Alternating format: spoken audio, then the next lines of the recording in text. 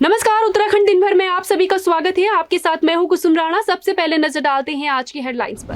उत्तराखंड में अंत्योदय कार्ड धारकों को साल में मुफ्त मिलेंगे 3 गैस सिलेंडर। कैबिनेट बैठक में लिया गया फैसला। कांग्रेस ने फैसले पर किए सवाल खड़े। 4 धाम यात्रा में पहली बार एनडीआरएफ और आईटीबीपी को किया गया तैनात। 4 धामों में बढ़ती श्रद्धालुओं की संख्या के बाद केंद्र सरकार ने लिया फैसला। केदारनाथ में अब बाबा के दर्शनों के लिए 5 घंटे का समय बढ़ाया। रात 10:30 बजे तक हो सकते हैं बाबा केदार के दर्शन। धाम में बढ़ती भीड़ के कारण लिया गया फैसला। चोपता को जोड़ने वाला कुंड ऊखीमठ गोपेश्वर राष्ट्रीय राजमार्ग हुआ ध्वस्त। रूट किया डाइवर्ट। चोपता के लिए भारी और मालवाहक वाहनों की आवाजाही पर लगी रोक। हरिद्वार में मनसा देवी मार्ग पर अवैध तरीके से चल रहे दुपहिया वाहन। प्रशासन नहीं दे रहा है इस ओर कोई ध्यान। अब बात करते हैं आज की प्रमुख खबरों की। खबरों के अंत में हम आपको बताएंगे कि कहां मिल सकता है सरकारी नौकरी करने का सुनहरा अवसर।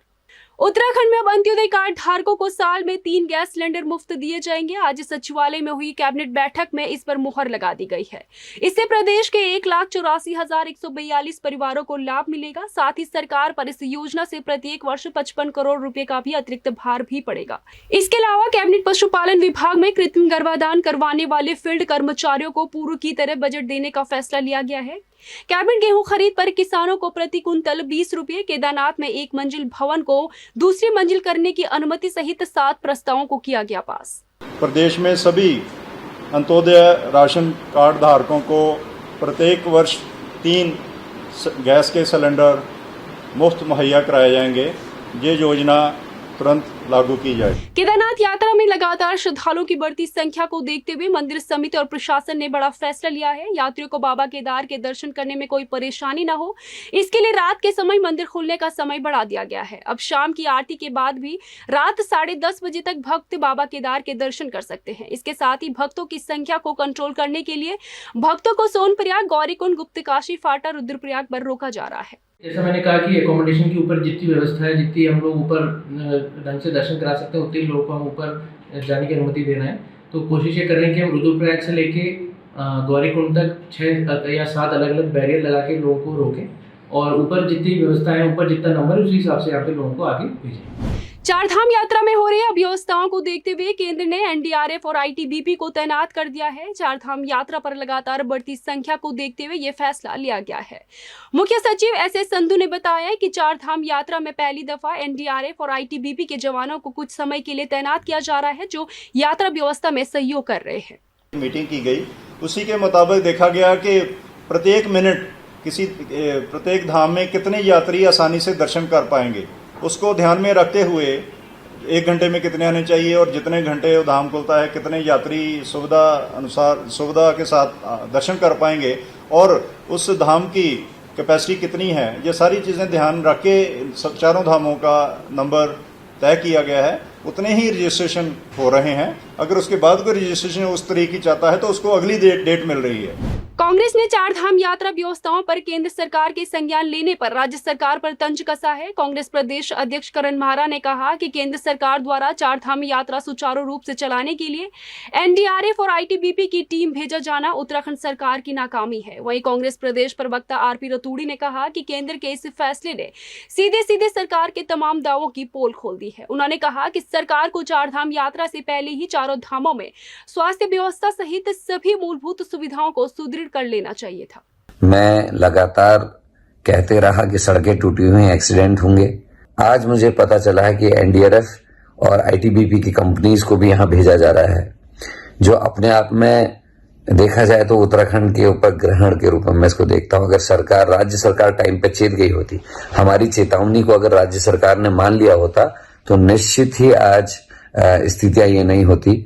आज बड़ी शर्म की बात है राज्य सरकार के लिए, यहाँ के स्वास्थ्य मंत्री के लिए, यहाँ के मुख्यमंत्री के लिए, यहाँ के पर्यटन मंत्री के लिए। अगर तैयार होती तो सरकार मार्च अप्रैल में इनकी बैठकें हो जानी चाहिए थी। कोर ग्रुप कैबिनेट का तैयार हो जाना चाहिए था, जिसमें स्वास्थ्य मंत्री, पेयजल मंत्री, पीडब्ल्यूडी मंत्री, पर्यटन मंत्री, मुख्यमंत्री, इन सबका एक कोऑर्डिनेशन का एक कोर ग्रुप होना चाहिए था, जो 4 धाम यात्रा की तैयारी करता। पर कभी बैठक नहीं, कभी कोई तैयारी नहीं। आज 26 लोगों की जान चली गई, इसकी जिम्मेदारी आखिर सरकार। जब आप नियंत्रित नहीं कर सकते हैं तो आपको तैयारी करके रहना चाहिए था। अंत्योदय कार्ड धारकों को साल में 3 गैस सिलेंडर मुफ्त देने के फैसले को लेकर कांग्रेस ने सरकार पर सवाल खड़े किए हैं। कांग्रेस प्रवक्ता ने पहले तो इस फैसले का स्वागत किया, लेकिन साथ ही कहा कि ये फैसला उपचुनाव को प्रभावित करेगा। उन्होंने कहा कि जब मुख्यमंत्री पुष्कर सिंह धामी खुद चुनाव लड़ रहे हो और इस तरह के फैसले उपचुनाव के बीच में लिए जा रहे हो, तो कहीं न कहीं चंपावत उपचुनाव इससे प्रभावित होगा। गरीब को आप 3 मुफ्त सिलेंडर दें, मैं स्वागत करता हूँ, पर सवाल क्या ये उचित समय था? जहाँ प्रदेश का मुखिया चुनाव लड़ रहा हो तो ऐसा नहीं समझा जाएगा कि आचार संहिता का तो उल्लंघन ना भी माना जाए, लेकिन प्रभावित करने वाला कैबिनेट की बैठक नहीं है कि मुख्यमंत्री को लाभ देने के लिए, कि चंपावत चुनाव को प्रभावित करने के लिए इस समय ये निर्णय लिया गया। मिनी स्विट्जरलैंड चोपता को जोड़ने वाला कुंड ऊखीमठ गोपेश्वर राष्ट्रीय राजमार्ग ध्वस्त हो गया है। आज सुबह कुंड के पास सांकरी में ये मार्ग टूट गया। इस घटना को देखकर लोगों ने जोर जोर से चिल्लाना शुरू किया। हाईवे के टूटने के बाद इस मार्ग पर आवाजाही बंद कर दी गई है और मार्ग को डाइवर्ट कर दिया गया है। हल्के वाहनों के लिए गुप्तकाशी, कालीमठ, तिराहा, चुन्नी बैंड होते हुए ऊखीमठ चोपता भेजा जा रहा है। बड़े वाहनों को गुप्तकाशी, कुंड भीरी से परकंडी, मकुमठ होते हुए चोपता भेजा जा रहा है। चोपता के लिए भारी और मालवाहक वाहनों के लिए फिलहाल बंद कर दिया गया है। अभी हमें सूचना मिली है कि कुंड मोटर मार्ग पर अचानक स्लाइडिंग आ गया है। इसकी सूचना मिलते ही वहां पर SDRF और पुलिस वाले जवान और DDRF पहुंच चुके हैं और जो मार्ग है वहां पे यात्री रूट उनको डाइवर्ट कर दिया गया है। आजकल हरिद्वार में मनसा देवी मार्ग पर अवैध तरीके से चलने वाले दुपहिया वाहनों का धंधा खूब फल फूल रहा है। यहाँ दुपहिया वाहनों में अवैध रूप से श्रद्धालुओं को ले जाने का काम किया जा रहा है, लेकिन शासन प्रशासन इस ओर कोई ध्यान नहीं देता।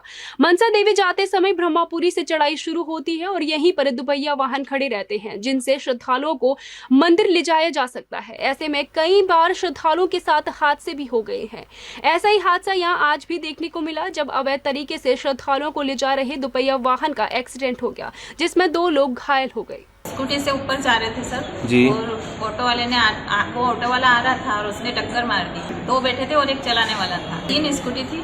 अच्छा। 2 लोग बैठे थे सबके पीछे, एक आगे चलाने वाला और पीछे 2 लोग बैठे थे। चारधाम यात्रा सीजन में संचालित हो रही बस और टैक्सियों ने पौड़ी पहुंचने वाले यात्रियों की दिक्कतों को और भी बढ़ा दिया है। दरअसल अधिकतर बसें, टैक्सी इन दिनों चारधाम यात्रा सीजन में अपनी सेवाएं दे रही हैं, जिससे पौड़ी में बस और टैक्सी की कमी हो गई है। ऐसे में समय पर बस और टैक्सी न मिलने से यात्री परेशान नजर आ रहे हैं। कई बार तो यहाँ से सफर करने वालों को बैरंग ही लौटना पड़ रहा है। इस पर परिवहन विभाग का कहना है कि इस समस्या का समाधान निकालने का प्रयास किया जा रहा है।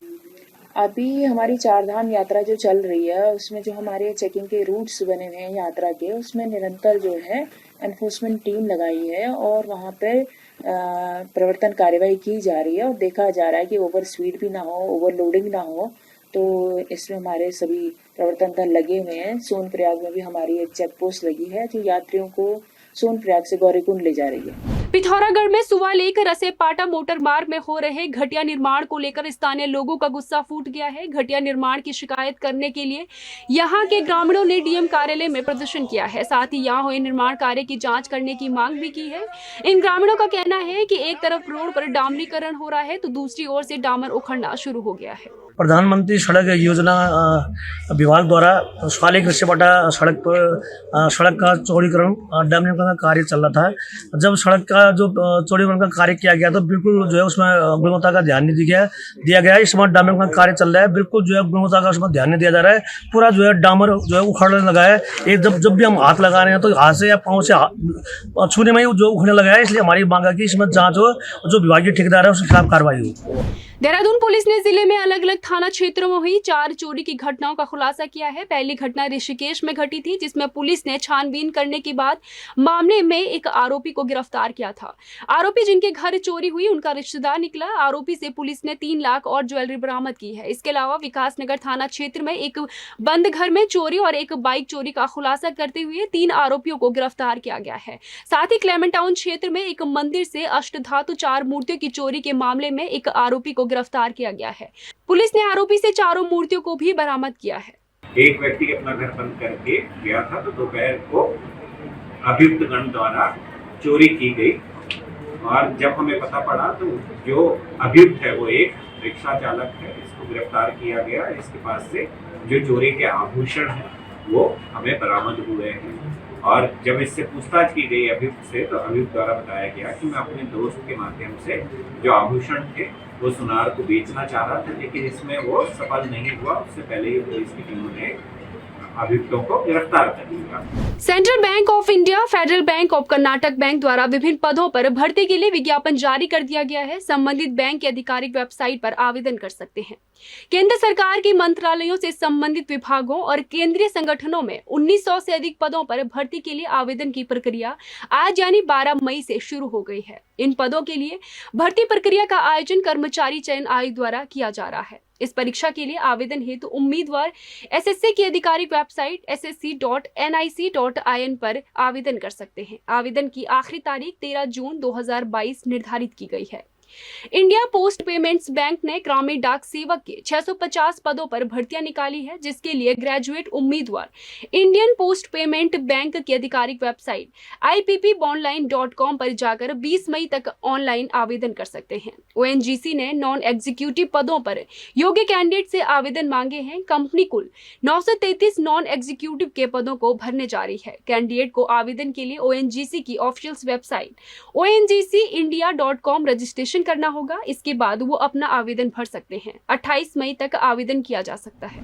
यदि आप उत्तराखंड राज्य से हैं और अपने क्षेत्र की कोई भी खबर प्रसारित करना चाहते हैं तो हमें वो खबर, उससे संबंधित वीडियो अथवा फोटो हमारे व्हाट्सएप नंबर 9045017701 पर भेज दीजिए। हम आपकी खबर आपके नाम के साथ अवश्य प्रसारित करेंगे। धन्यवाद।